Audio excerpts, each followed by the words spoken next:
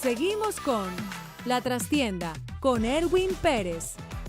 Por Latinísima, aquí hablamos todos.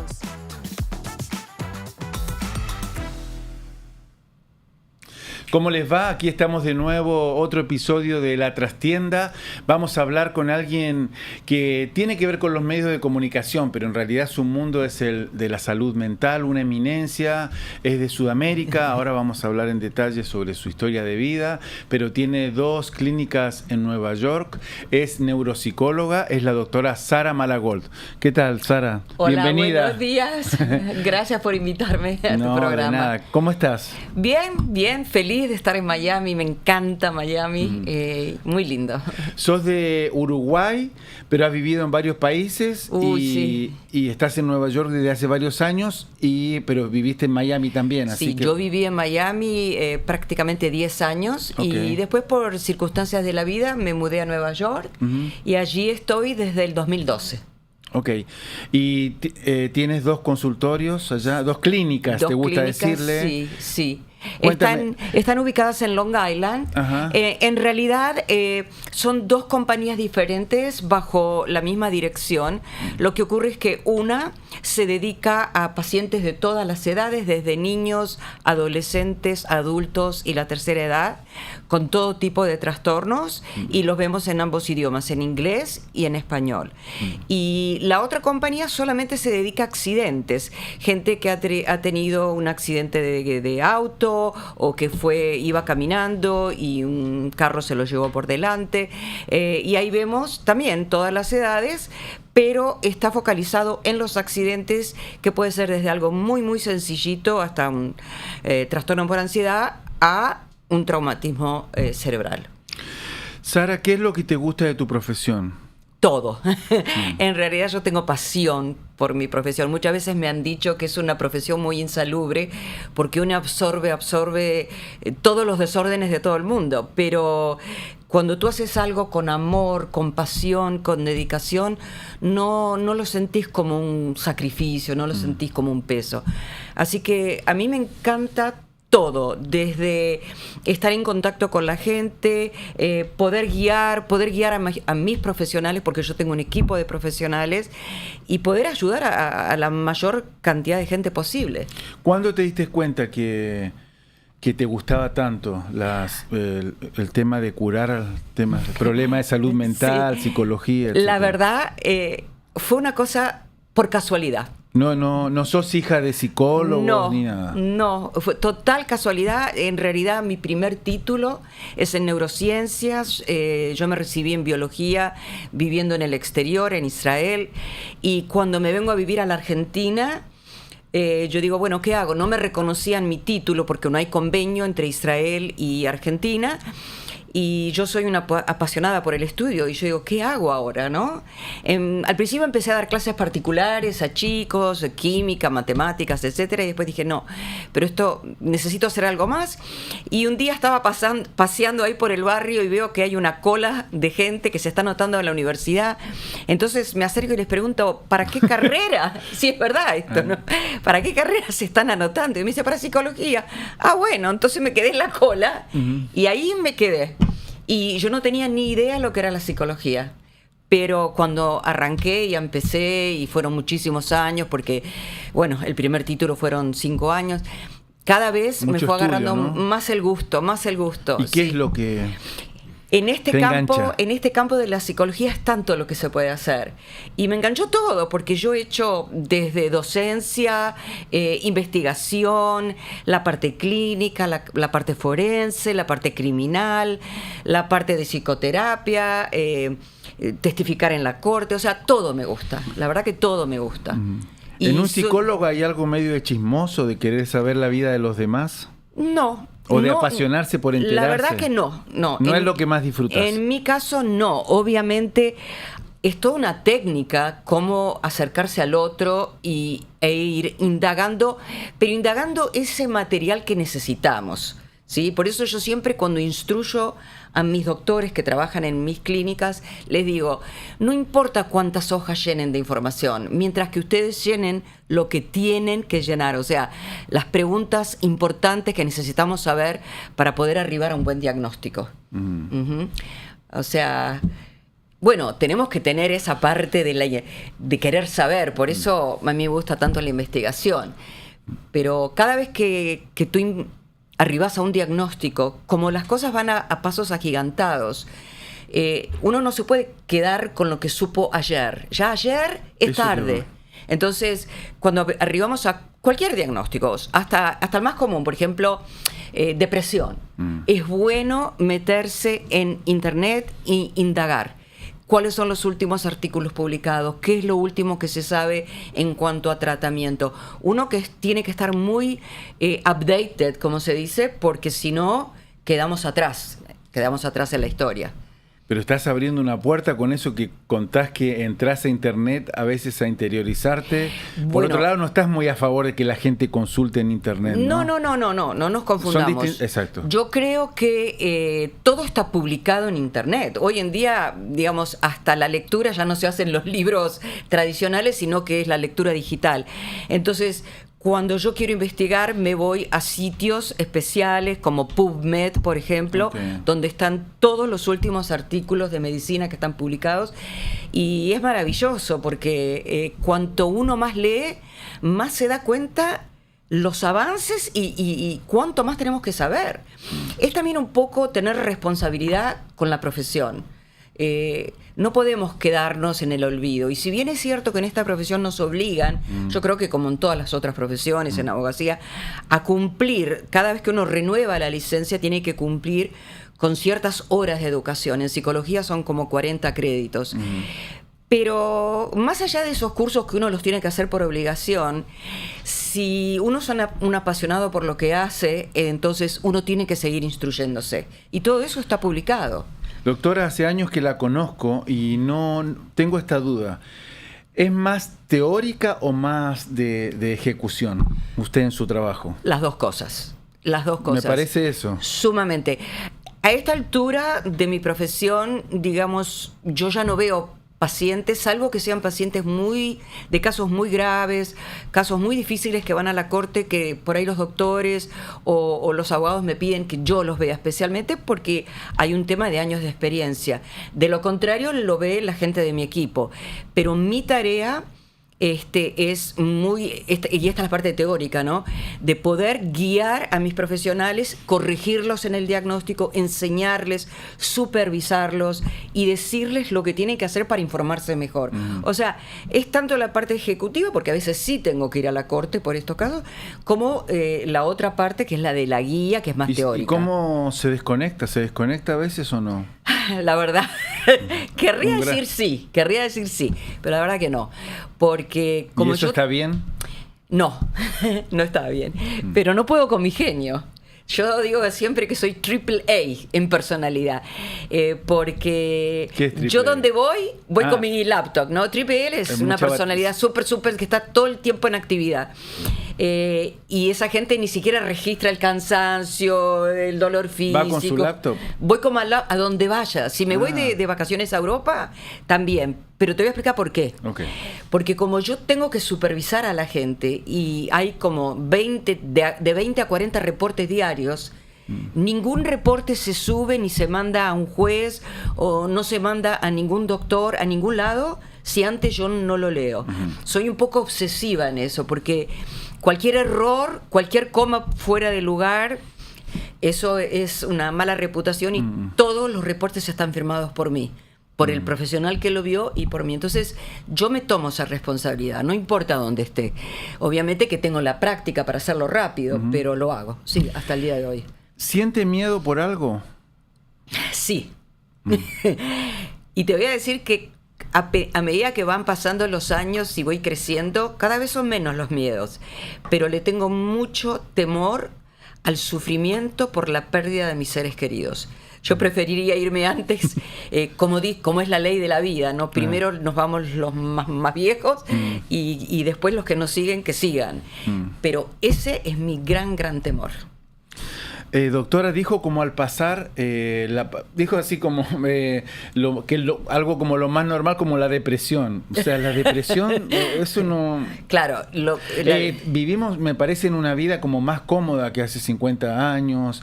Hay más, me parece, más estímulo, más cercanía con el placer, me parece, pero sin embargo la depresión sigue ahí, fuerte. Bueno, en eso tengo que discrepar contigo. Yo no creo que vivimos en una era de más placer, no.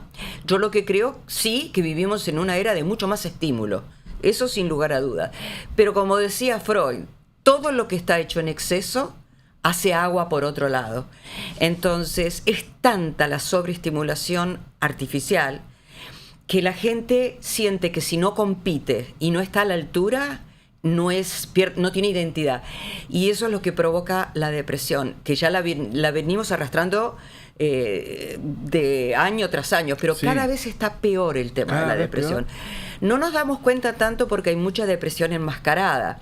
Como la gente tiene que seguir trabajando y seguir actuando y seguir su performance, entonces cada uno se pone una careta, salimos a la calle con una sonrisa y el tema es performance, performance, performance. Pero la realidad es que adentro mucha gente va con un calvario muy difícil que a veces pasa muy, muy desapercibido y es muy grave.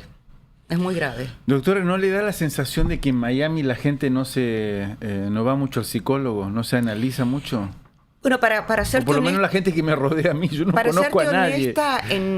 Como yo hace muchos años que no vivo aquí, a pesar de que sí tengo mi licencia y todo, y la tengo activa. Y conoce gente y también, conozco de todo. Es más, estoy queriendo volver a abrir un consultorio aquí.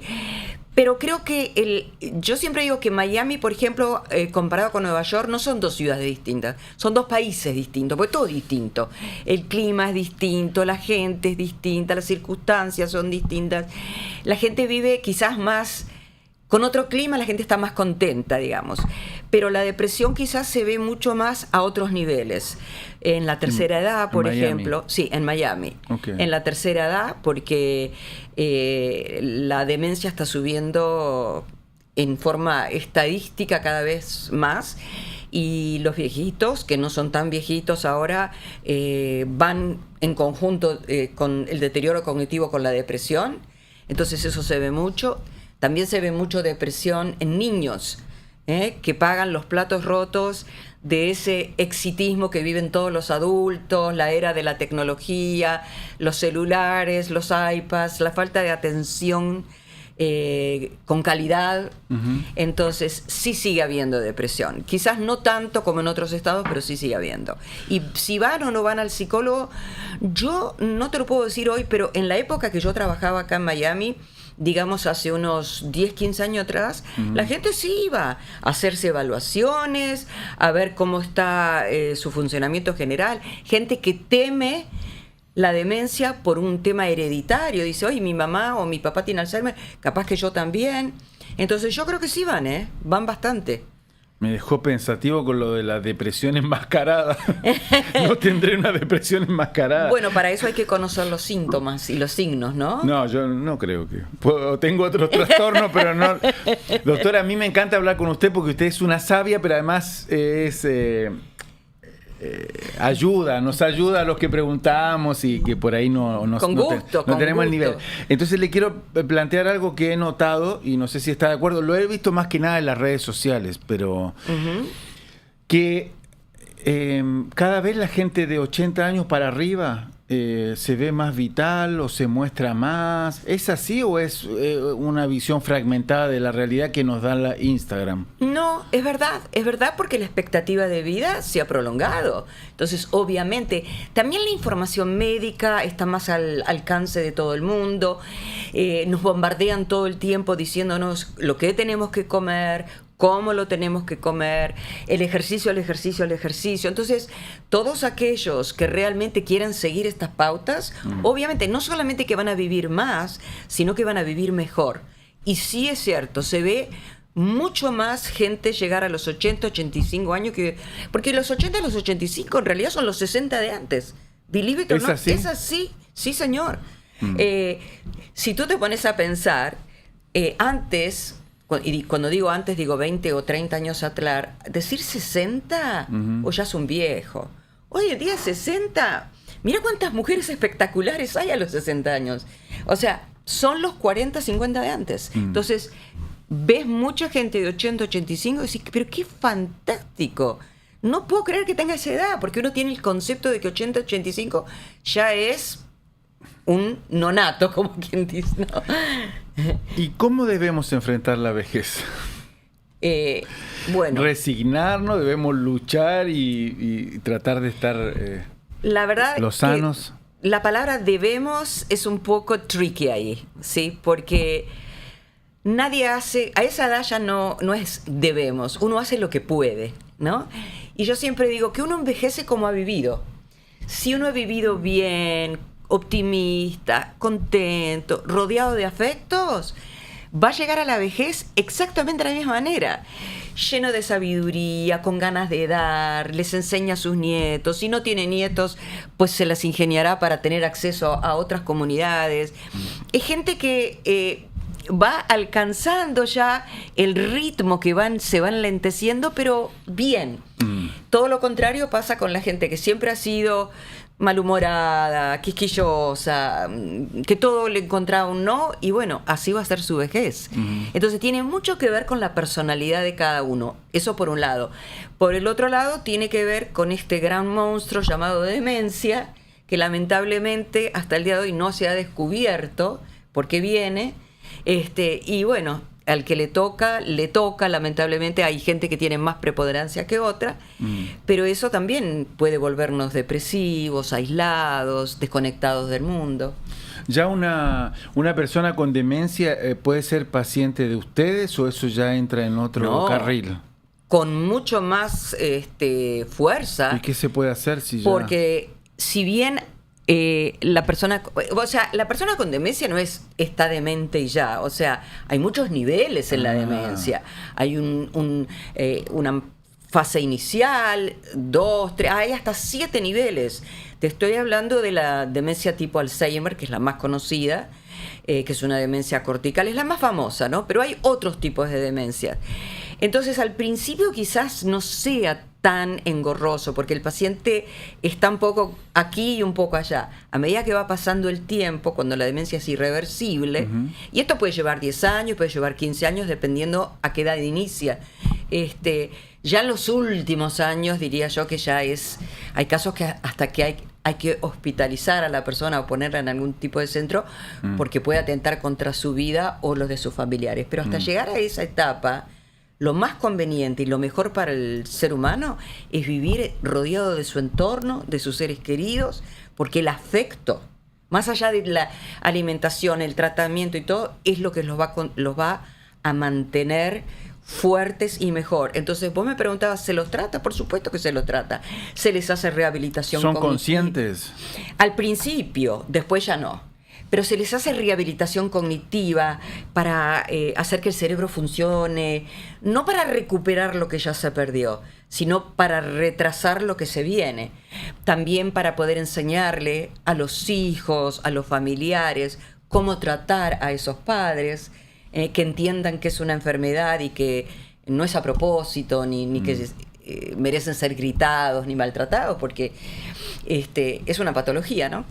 Pero desde ya al paciente se lo trata y no se lo deja tirado en un rincón. Solamente te vuelvo y te repito, en caso de que el paciente esté a punto de atentar, que ya sea un riesgo para su vida o la de sus cercanos, entonces ahí ya merece una institucionalización, si no, no. O sea, demencia es sinónimo de Alzheimer. No, Alzheimer... se usa mucho más, creo que cualquier trastorno de demencia se dice Alzheimer. Claro, ¿no? pero no. La demencia tipo Alzheimer es un tipo de demencia irreversible. Como es la más famosa, porque es el 75% de las demencias, entonces todo el mundo cree que demencia es Alzheimer. Pero hay muchos otros tipos de demencia vascular, que no es generalizada, hay demencia tipo Parkinson, hay demencia frontotemporal, que es la que está viviendo el actor Willis. Sí. Hay distintos tipos. Hay también demencias que son reversibles. Porque si tú venís tomando alcohol, te vas a intoxicar a cierto nivel en donde vas a estar completamente, tus funciones cognitivas van a estar completamente down. Pero con un tratamiento de la parte alcohólica, tú podés volver. O sea, hay demencias que son irreversibles porque son del deterioro del cerebro y otras que son reversibles. ¿Y en su trabajo tratan a personas alcohólicas? Todo tipo de patología, todo tipo de adicciones. O sea que una persona alcohólica no solo tiene como solución ir a Alcohólicos Anónimos. No, por supuesto que no. En primer lugar, todo tipo de patología, yo soy de la opinión que tiene que ser evaluado, porque no podemos poner a todos los pacientes en un mismo canasto. Hay 2 pacientes alcohólicos y los 2 van a presentar síntomas individuales porque somos seres individuales.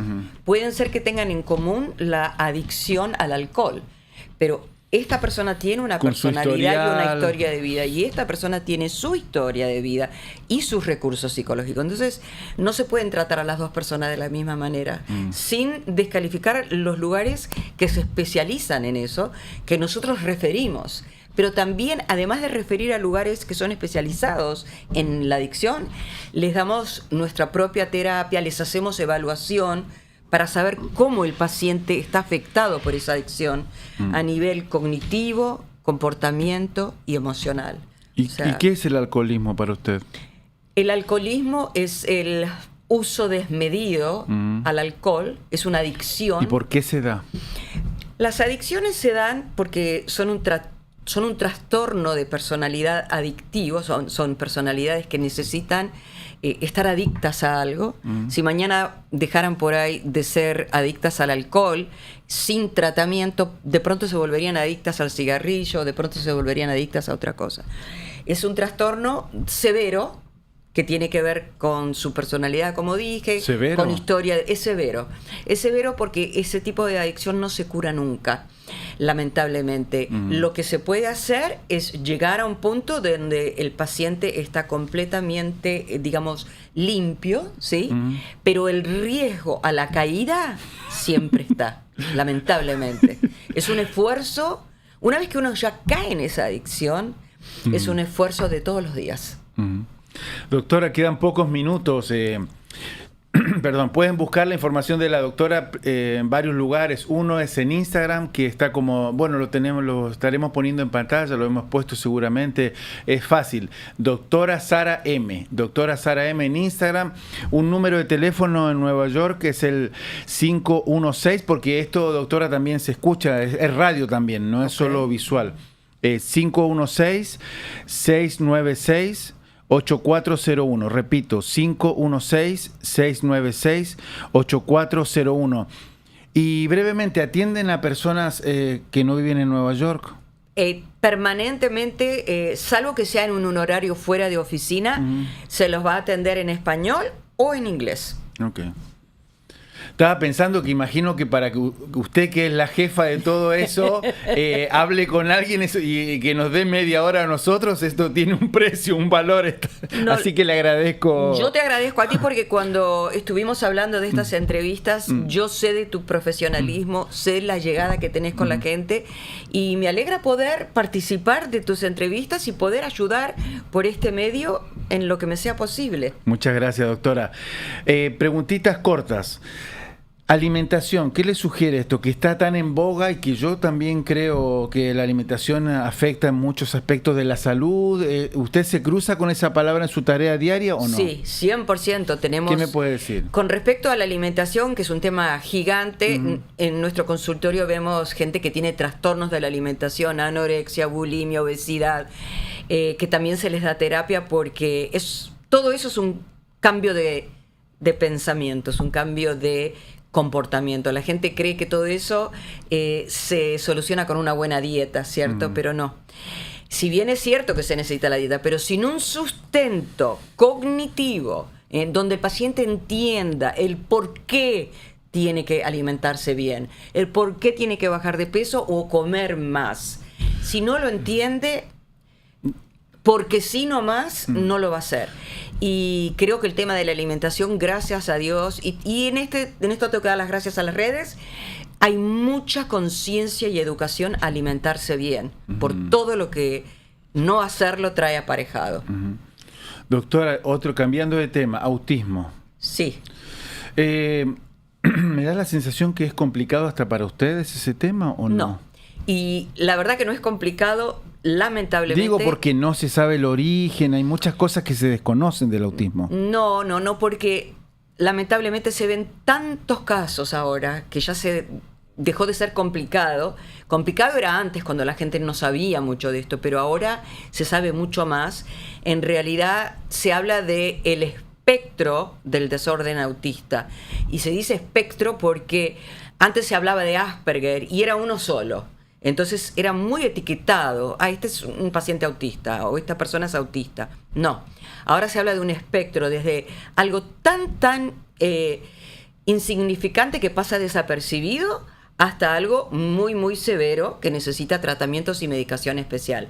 Pero entre los dos extremos hay muchas gamas que hoy en día, que si está bien diagnosticado, y vuelvo a repetir la palabra evaluación, hoy en día hay test que son específicos para detectar autismo, que además les da el nivel, el grado de severidad del autismo, y una vez que llegamos a un buen diagnóstico, todas esas personas, y yo digo chicos porque veo un montón de chicos, tienen tratamiento. ¿Tiene alguien cercano de su vida privada con autismo? Sí, yo tengo una nieta que nació con ciertas, se le dicen special needs. No estoy todavía muy segura, porque es uno en 10.000 casos que hay en todo el mundo, porque se le borró un pedacito del cromosoma antes de nacer. Y bueno, tiene un poquito de esto, no la han todavía testeado para autismo, pero es muy probable que tenga un grado.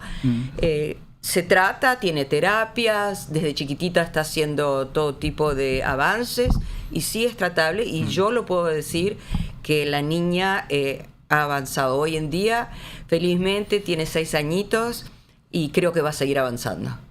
Excelente, doctora. Bueno, se nos ha terminado el tiempo. Creo que estaría bueno aprovechar, ¿no? Terminar en una nota bonita, decir que hay que ser tolerante, ¿no? Y con la gente que tiene una discapacidad. Obviamente, este es un tema también de educación.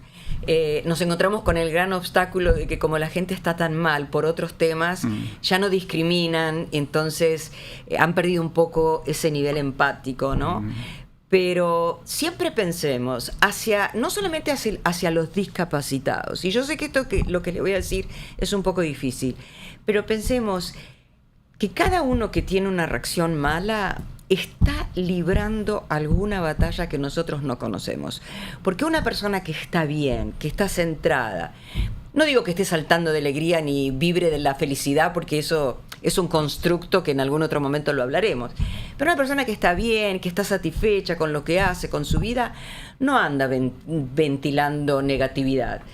Y cuando vemos a alguien negativo, que nos insulta, que nos grita en la calle, reflexionemos un segundo y pensemos, pobre persona, por lo que estará pasando en este momento. Ese es el nivel de empatía que por ahí me encantaría que todos pudiéramos tener, porque si todos los tuviéramos un poquitito, yo creo que viviríamos mejor. Ponernos un poco en el lugar del otro, ¿no? Exacto. La doctora Sara Malagolda aquí en este espacio, en este rincón tan bonito que tengo en Latinísima Radio. Un lujo tener a la doctora aquí hoy. Muchas gracias. Será hasta la próxima. Gracias, doctora, por venir.